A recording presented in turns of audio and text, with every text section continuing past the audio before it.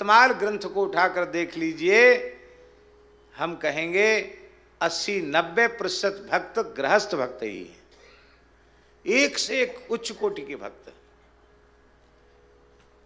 नामदेव जी गृहस्थ थे, 56 बार भगवत साक्षात्कार किया। श्री नरसिंह मेहता जी 52 बार भगवत साक्षात्कार किया, एक से एक भक्त हुए।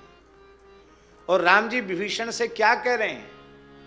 तुम सारिखे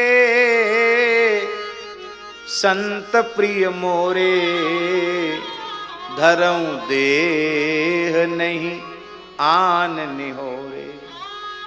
तुम्हारे जैसे संत मुझे प्रिय हैं, तुम्हारे जैसे संतों के लिए ही हम आते हैं।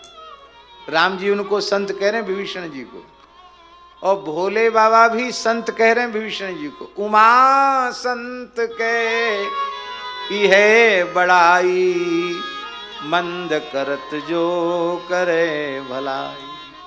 तो त्यक्त स्वजन बांधवा का अर्थ क्या है? त्यक्त स्वजन बांधवा का अर्थ है कि स्वरूपतः स्वजन बांधवों का त्याग नहीं, उनमें होने वाली आसक्ति का त्याग।